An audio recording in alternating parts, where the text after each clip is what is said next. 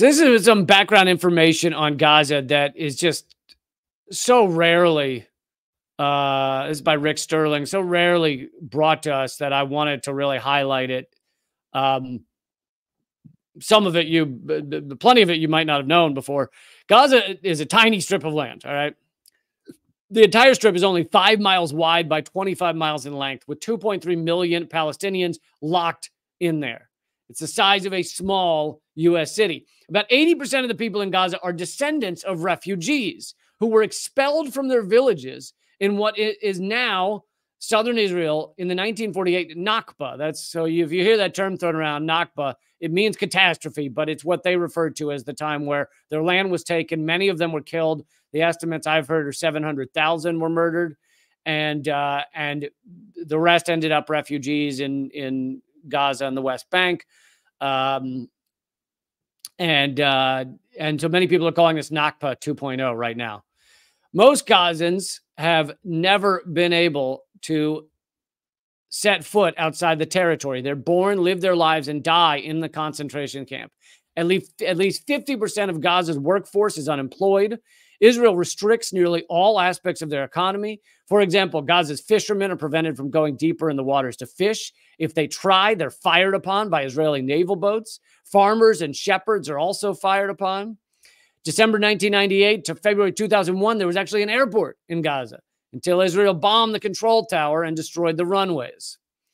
Gaza also has a port for foreign boats are prevented from ever landing. So there's a port, but they're not allowed to receive any boats.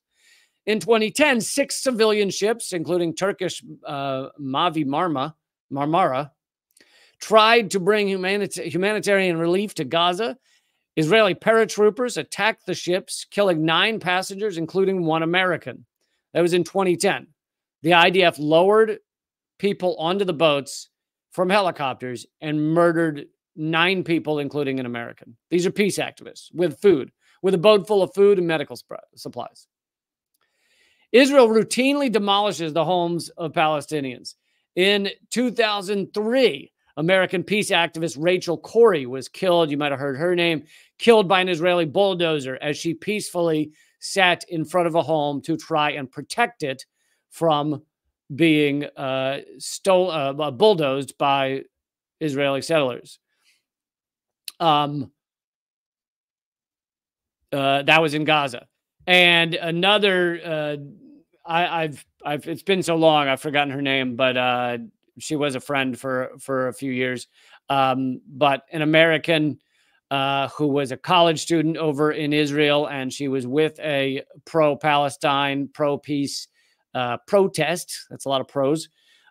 She was marching with them. So this is an American college student, and she told me, not a real like activist in terms of like not going to a lot of protests, not chaining herself to construction equipment or anything, just went to one of these Palestine marches.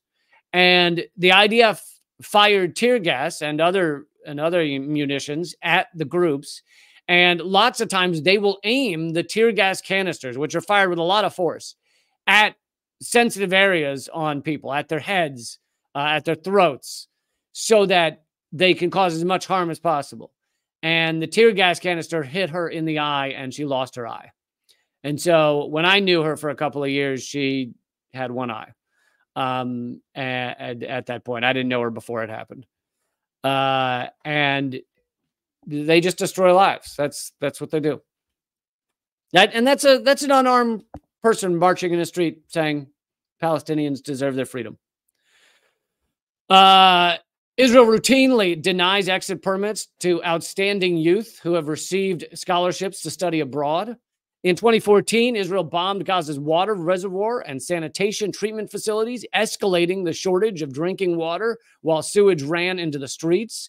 Since then, as documented by Oxfam, Israel has prevented the importation of equipment necessary to rebuild the sanitation and water treatment. So it's not just that Israel's bombing these people. They want them to die from dirty water.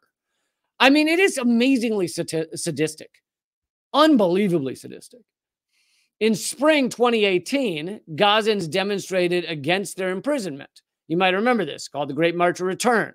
It was thousands of Gazans walking towards the border fences basically saying they want to go to their homelands. And they were unarmed. Sure, there were some kids throwing rocks, but that's not guns. And during that, the 2 year report documents that 217 Palestinians were murdered by the IDF. The IDF murdered 217 unarmed people walking towards a fence that they put up. And over 19,000 were injured. And many of them, of those murdered, were press, medics, children, elderly. They murdered an old woman who was waving a flag. They murdered several journalists. And by the way, Israel seems to be targeting journalists right now as well, because they've already killed, I heard a dozen, but I think it might be up to 20 now, journalists. So they seem to be bombing journalists intentionally. In 2020, the UN issued a report saying that Gaza is not livable. The primary cause of this unlivable environment is a highly restrictive Israeli blockade, which has reduced Gaza to the point of systematic collapse. That's the UN, which is not, the UN is not, they don't use advanced rhetoric, as I like to call it. They're not really that hard on Israel. And yet here they are saying, this is that Israel has made Gaza unlivable, and it is an apartheid state. Absolutely.